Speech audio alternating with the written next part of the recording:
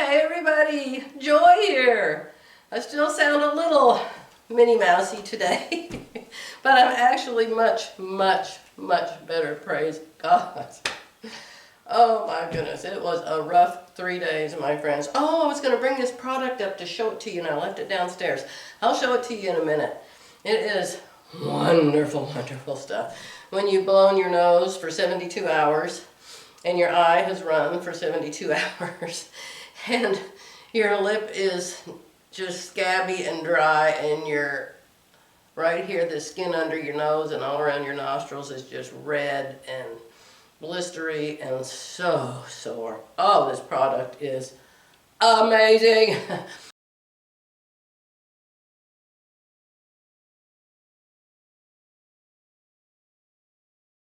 That and the healing power comes from heaven above.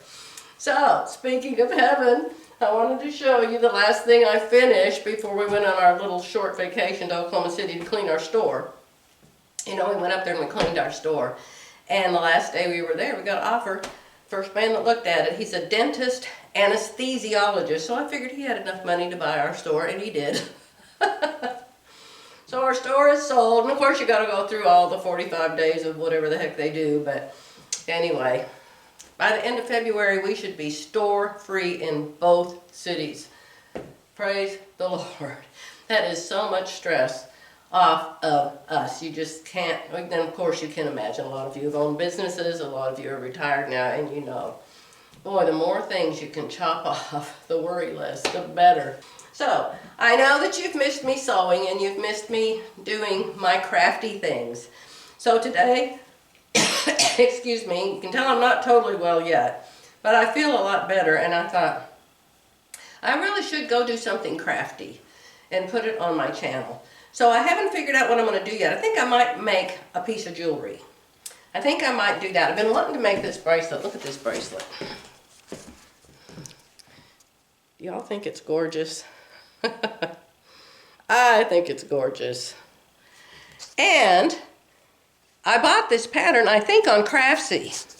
So you can buy the pattern on Craftsy, and it shows you in pictures how to do it, and it's really quite good. So I haven't done this kind of beading in quite a while. So I thought this would be something I could do. I could sit down, have it in my lap, and put all these beads together, and it wouldn't be, you know, too high energy, you know, until I finish getting well. Then I wanted to show you something else. So I made this for Christmas. This will go up Christmas. I have sewn the hanger, the thing on the back on the top. I'll show you this thing to put the pole in. Now usually these things are very wide, but that's because they hang them. They're for hanging at quilt shows. I use the hang it dang it rods, and they don't need a great big wide pocket, hanging pocket. And so all I have left to do is to sew it down here where you see these pins. So we'll get that done. We'll get her done. But now, of course, what comes next? February. What's in February? Valentine's Day. So I'm like, oh, I need to put up a Valentine's quilt. I don't have a Valentine's quilt. So I was watching that wonderful, amazing Edita Sitar. I know a lot of you know her. She's just, the quilts that woman puts out and makes them all herself. I don't know how she does it. She is amazing, but she has this quilt. She actually has a brand new one that's kind of like it, and I might make it. But I bought this pattern from her website yesterday because I thought I need to make a quilt to put up for Valentine's Day. So I ordered this pattern from Edita, and I ordered, of course, the fabric that goes with it. I don't know, the fabric called Sweetheart. Is it Sweetheart fabric? Sweetheart. Stencil Sweetheart. Whatever the fabric is, of course I ordered it. And so it's just a simple applique quilt. And she gives you the heart shape. And of course with the scan and cut or a Cricut, you can just put your fabric in there and have it cut all the hearts. And every heart's going to be a different fabric. So I'm real excited to get to do that because you know I love applique. I've got to finish my kitty quilt that I'm making for my good friend Viv. And I just love that quilt. But I make myself rules all the time. Y'all make yourself rules. Young lady, you will not do this until you finish that. Yes, I do that. That's my mother in me. So I said I'm gonna finish this before I get back to the kitty quilt. And remember the fall star. Well, the fall star is probably gonna be finished before next fall. We shall see. I haven't given myself a rule on that yet. Okay, so stay with me. For you, it'll be a microsecond. For me, it'll probably be a couple hours, but I'm gonna do something crafty today just for you. Okay, so we're gonna make the Madagascar bracelet. Let me point something out to you. The picture makes it look like the beads are huge and like the bracelet is huge. The bracelet isn't going to look anything like that size when I get it made. Because what you do when you're going to make something, number one, you get the directions. Number two, you look at the directions. Number three, you see if you have all the ingredients to bake this bracelet. See, just like you were going to bake a pie. So that tells you what you need. But sadly, this pattern does not tell you how many of each of those things that you need. And I think that is just really bad on whoever made this pattern. It's a very bad idea to put out a pattern without telling you how many beads you need. I mean, I have a million different kinds of beads, but some I may have 10 of, some I may have 20 of, some I may have 30 of, some I may have 5 of. So I had to search through all of my beads to find what I thought would be enough beads to make this bracelet. So then it shows you, this is very good at how they showed you how to string the beads together. So the way this pattern works is you start at one end and you go across this way. As you make the bracelet, you go across this way and keep adding beads, see? You don't go from the bottom up. So I know how to do that. That's not a problem. You also have to have beading string, and it tells you that you need fireline or your favorite beading thread, but it doesn't tell you what size. Beading thread comes in 6 millimeters, 8 millimeter, 10 millimeter, all different sizes. And whoever made this pattern is the only one that knows how many times the beading thread has to go through the hole in the beads. And the more times the thread has to go through the hole in the bead, the tinier you need your thread to be. So I'm very disappointed that they didn't say what size. I will probably use 8. Now, let me give you a tip. When you get through making a project, or when you get your beads in that you have ordered, clean up after yourself. Put everything away. Because when you go back later and try to figure out where you got all these beads from, oh my goodness, it's practically impossible. Practically impossible. So you end up with let me see, I've got one around here somewhere. Yeah, you end up with one of these. One of these is, I don't know where this bead goes, so I'm going to start putting them in this container. So heaven only knows what's in this container. So do yourself a favor and clean up. I always clean up after myself after sewing, but I'm not so good about doing that when I'm beading. Aha! 8-pound fireline. Oh, and I got a ton on there. Very good, very good. When you're making jewelry, make sure you can see what you're doing. Okay? So I'm going to show you how I thread my needles. Now, you saw me take the shoe and I just pulled 2 or 3 needles out of it. And I'm using this little No More Oops bead tray by LakesideJewelryEtsy.com. LakesideJewelry.Etsy.com. And it's this little padded divider thing that you can put your beads in. And you can stick your needle in them from there. Okay? Then I just pulled 3 needles out of the shoe and stuck them here. So I have 1 needle threaded, and I'm going to thread another one because I'm going to go downstairs to do this, so I want to be ready. So this is how much, it says a comfortable length of thread. A comfortable length, I think they call this a wingspan. A wingspan, I don't know if it's supposed to go from here to here. a wingspan.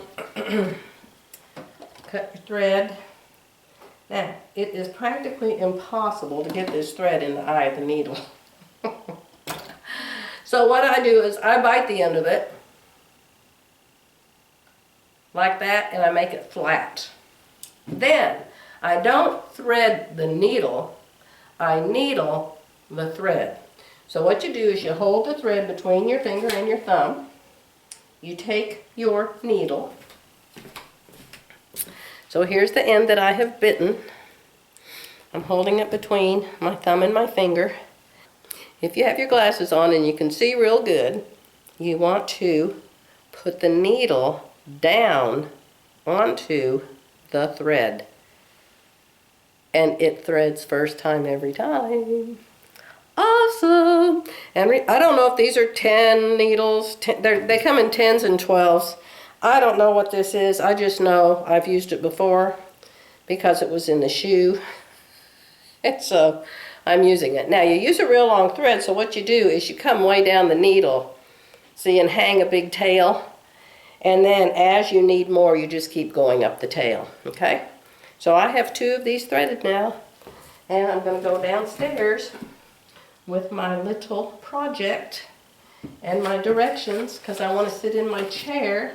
So I'm going to take my project. I haven't done this before, y'all. I usually am right here and I do everything right here. But I want to be downstairs so I can watch the church on the TV.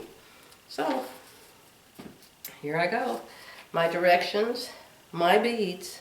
They look awful pretty looking up at me from that tray. I've got my little jewelry tray with my project. Now this is not going to be close up and in detail. I'm not good enough with the camera to really get that good, and plus I hate for anybody to see my earthworm veins on my hands up close. So, if you want to learn to make jewelry, now I've told you in the past, but I know I have a lot of new people, and you know, everybody doesn't watch every video. I learned how to make jewelry on Craftsy.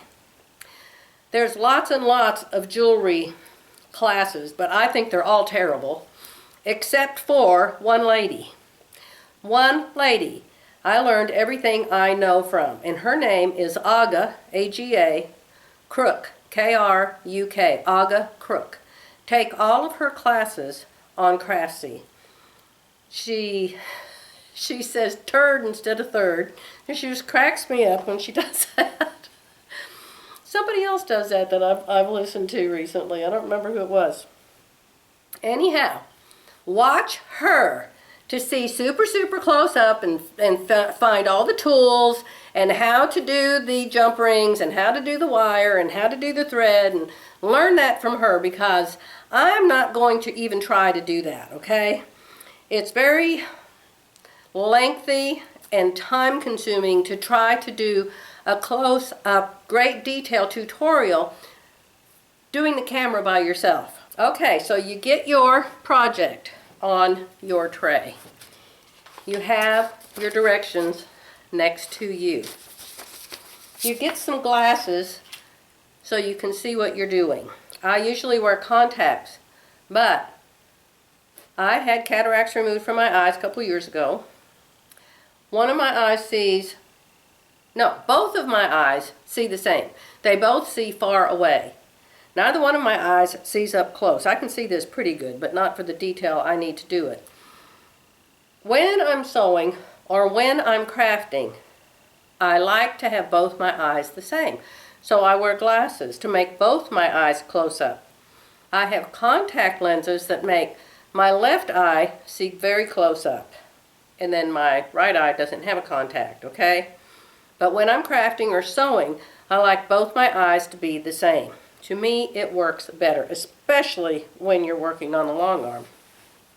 Okay, so I have threaded 2 of my needles. I didn't even bring my thread down here. So what it says to do first is to put a stop bead on your thread. Let me read it exactly. On a comfortable length of thread, which I call a wingspan, from this shoulder out to the end of my fingertips. I call that a wingspan. I don't know if you went from wing to wing, if they call that a double wingspan. Maybe that's what they call a wingspan, but that's a little too much thread for me. On a comfortable length of thread, pick up a stop bead. What's a stop bead? A stop bead is a bead that's different from the bead you're using in your project. You want to make sure it's different. You want to make sure it's just a cheap little bead and it doesn't matter if it gets cut away and thrown in the trash. So, I have a little round black bead here. Woo! Probably about 3 millimeters. Doesn't matter. It could be a big bead, it could be a little bead. So I'm going to put that on there. Then it says to leave, it says leaving 8 inches of tail. So I'm going to say that's 8 inches of tail. So then put your needle back through the stop bead again. Okay? Put it back through. So now, I don't know if you can see it very good or not, but there is a bead bouncing around on that thread. You're going to put a clasp on with this 8 inches of thread. Okay? So just follow your directions. How do you eat an elephant? 1 bite at a time. Alright, I've got my stop bead on. It will be used at the end to create the rings for the clasp. Now some jewelry projects have you just cut that off. You don't really need a tail, or they just have you leave 1 or 2 inches for a tail. So pay attention to how much of a tail you're supposed to have. It's really important in the end. So now it shows you a picture of what the writing says. Now it names each of the beads.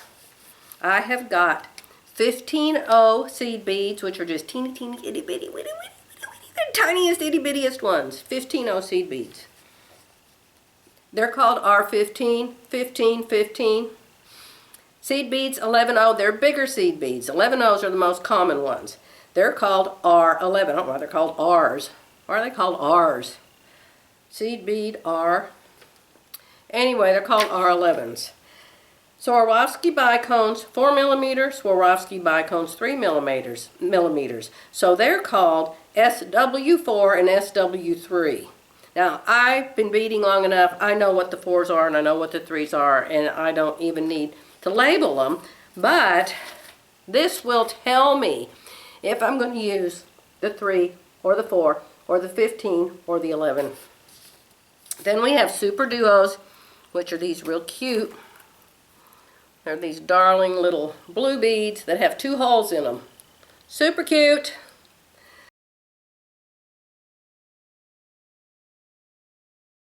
Now, this one, again, I will remind you, is called Madagascar. Mad, a, gas car. So you're mad and you're getting a gas car, not a diesel car. You're mad and you're getting a gas car. Mad, a gas car. See? Never mind, Roger. I know. Okay, so we've got our stop bead. So we're going to follow the directions. So I'll show you the first row.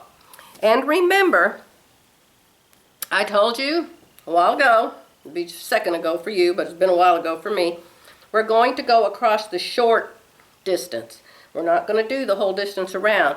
We're starting at the short end, and we're going to go around and around and around and around and around till we get all the way around, okay? So that's how wide the bracelet actually is. See, I want you to notice this, you guys. This is really important. This is how wide the bracelet actually is. Look at the picture. The picture shows it that wide. It's actually this wide. So if I line it up to that, it goes not even to the halfway point of what this picture shows. So that is how wide the bracelet is going to be. That wide. Ooh, it's going to be so pretty and sparkly. I love it. Let me tell you something else, my friends. Thank goodness she has drawn these pictures, because she does not have the written directions written right. So thank goodness she showed the picture, because what she says here is she says string 1, R15, which is a seed bead, between the super duo and the R15 of the previous step 6 times. This right here should be a Swarovski, 4. Because look at how it's going. Thank goodness there's a picture. It's coming up here, going through the Super Duo. There's your 15. It goes through this bead right here. It goes through that bead. That's your Swarovski 4. She says to go through the R15 between the Super Duo and the R15. So you would be going from this back through this. It doesn't make any sense. She's not going from here down through. This is the 15 of the previous step. You're not going through it. This is the 15 seed bead. You can tell by her drawing she's not going through it. She's going through this, the Swarovski 4 bicone. So I am changing her directions to match the picture. That happens a lot, unfortunately. She may have a corrected version on Craftsy by now, but very sad that this wasn't checked and done properly to start with. You know, that happens in sewing patterns so much also. Sorry about my voice, my friends. I've been working on this an hour and a half. This is how much I have done. So this is how it will be on the wrist. It'll be like that, and it will go around the whole wrist, see? So that's how much of it I have done so far. I think it's going to be really pretty. You know, you should see what I'm crocheting. You want to see what I'm crocheting? Oh, it's so pretty. Let me see if I can show you. I haven't been crocheting on it since I've been sick because I was too sick to think right. I was just making a mess. Hold on. So this is my Teach Myself How to Crochet Better project. It is called Red Velvet Rose Shawl. Go to YouTube. Search for Red Velvet Rose Shawl. It's wonderful. Look at what Jerry got me for Christmas. How he finds these things. I never heard of one of these bowls. I didn't know there was such a thing. I was going to invent one actually. But you put your yarn ball in it, and then you wind it around this little snail looking thing, and then you can pull it out through the hole, and it doesn't jump out of the bowl and roll all on the floor and everything. He got me that for Christmas, and I love it. So here's how much I have done. Now it's not blocked, so a lot of it's scrunched up sorta. It matches my couch. This bottom part, when you get it done, it hangs down real pretty into scallops. Let me see if I can make it hang for you. You can see the top part. I'm on a new part of it. I didn't get very far yet. I've got thread going everywhere. Right here's the part I'm on right now. This part right here, see? I've only got 5 pieces done. So, when you sew this row on, it pulls down the row above it. See, this row is kind of crunched up right now. But when you sew this part on, then it pulls it down. And it just gets prettier and prettier and prettier. The farther it goes down, it gets these picot things on it, and it looks real lacy and pretty. But look, I think it's big enough for 2 or 3 of me. I don't know how to judge how big to make something. See, all of these are all pulled up funny, but they'll look right when I get done. You know what I'm saying? Oh, Joe, you're such a beginner. I know.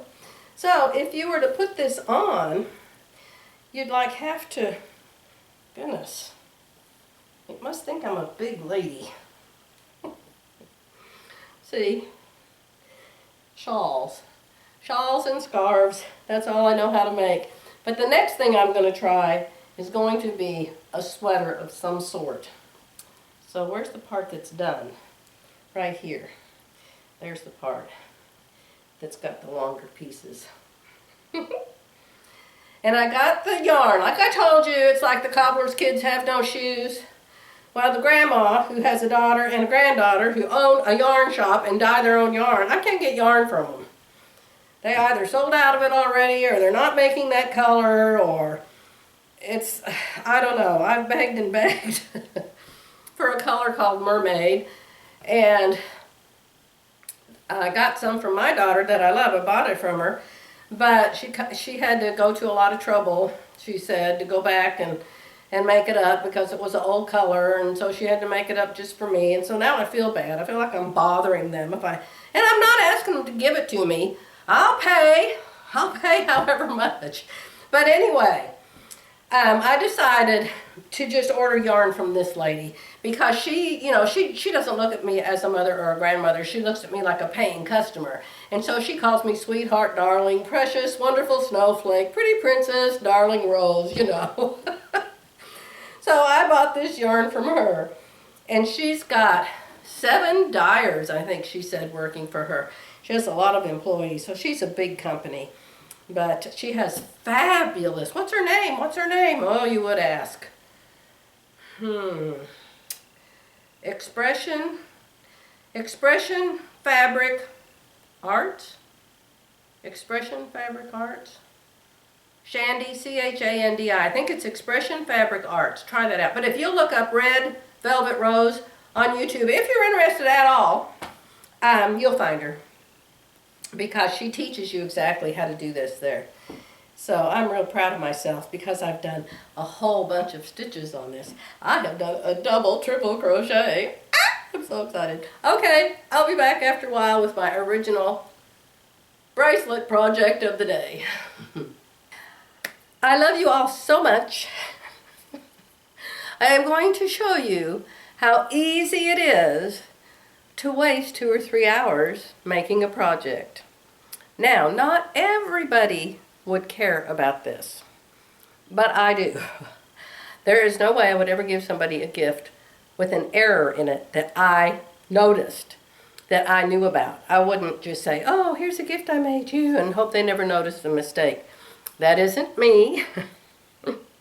So I've worked probably 3.5 hours on this.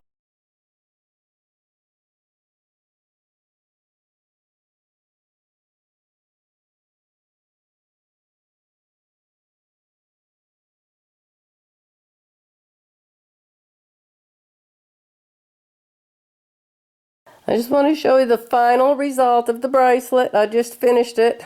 I've been working on it all morning. It's about 2 o'clock now. So, it isn't the easiest bracelet in the world. Now, I have to have it way up here on me because that's where 6.5 inches is. The person I'm making this for is a 6.5 inch wrist. So, it's kind of hard to clasp, but the clasp is pretty because it matches the bracelet. So she may have to hire an engineer to come and help her latch the crazy thing. See on me how big it is? Because I just have a 5.5 inch wrist. So I made it for 6.5. So I make Jerry's wrist is 7 inches. So I try to make him try it on, but this is too little for him. What do you think? Huh? Now I'm going to make some earrings to match, so at least the earrings will be a surprise. Okay, I just wanted to show you that real quick before I move all this stuff back upstairs where it belongs. So, I'm here, and it is Wednesday, January 26th now.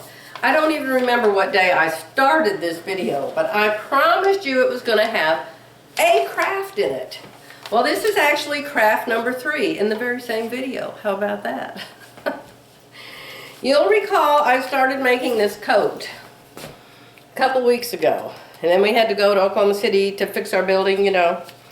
This is Simplicity 8218.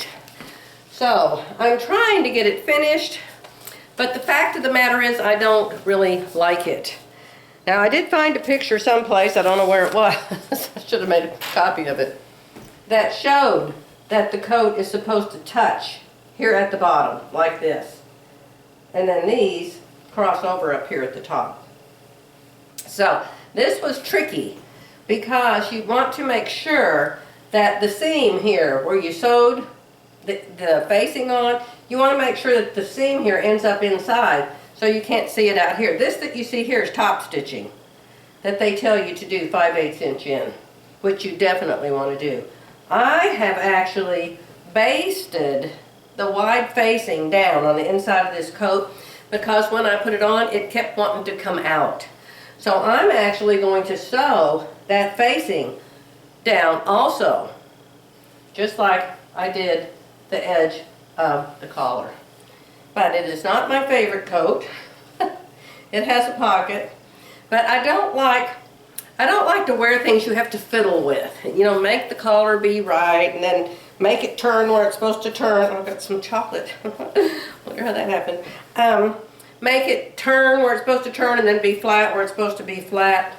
I don't know. I guess for wearing here in the woods with the turkeys and the deer and the armadillos and such. It's good for that. And it's very warm. So I sort of like it, but I sort of don't. I finished the bracelet and I made earrings to go with. I can't show it to you because I don't want my friend to see it before her birthday. I purchased a whole bunch of patterns online. A lot of them from Craftsy. So many, I have 3 of these books. 3 of these books full of patterns. You want to see crafts? Sorry, I'm out of the camera view here. Let me grab some of the ones I've made in the past, my own design, to show you. My little granddaughter Lindy, was having her senior pictures taken, or she was graduating, or she was doing something, and she asked me to make her a necklace with amethyst in it. And she showed me a picture of kind of what she wanted. It wasn't this one, but she showed me a picture and had these 3 things hanging down on it. So this, these 3 beads hanging at the bottom, they don't have any silver on them. That's just a reflection from the camera. They're actually solid, and they are Swarovski crystals. 3 Swarovski crystals hanging here at the bottom. This necklace is beautiful. I believe it was her senior pictures, and Lindy wore that. So I love it if somebody says, hey, make me this or make me that. Yes. I wish that the picture would have shown you more what those 3 Swarovski crystals look like on the bottom. They are gorgeous. I made this for my little step-granddaughter, who's darling, brilliant, wonderful. We adore her, but we just haven't been allowed to be in her life. But I put all of these hearts on here by myself. Each one of those hearts I put on that heart necklace. And I think that I just purchased the other 2 with the baubles already hanging. So I made that in 2015. Here's one I made in 2014. You can see me wearing it, but it wasn't for me. It was for my friend Margaret. Margaret wore all the jewelry I made her. She used to just love it. She used to get compliments on it, and she'd say, yes, I have my own private jewelry maker. Here's a few I made for Christmas that I let my employees choose what they liked. So those are some of the ones I made. So that's just a few that I did without a pattern that I made up for people I love. 3 books like this of patterns I purchased. And so when I want to make somebody a gift, if I don't just come up with it on my own, I will go through here and I will find patterns. Oh, there's one I made for somebody. I made this for my one of my employees because she loved dragonflies. Talking about crafts, I've got, you know, if I take on a hobby, take on a craft, I go crazy buying everything that goes with it. So I've got all of that jewelry making stuff over there in the corner, and I've got dozens and dozens and dozens of jewelry patterns.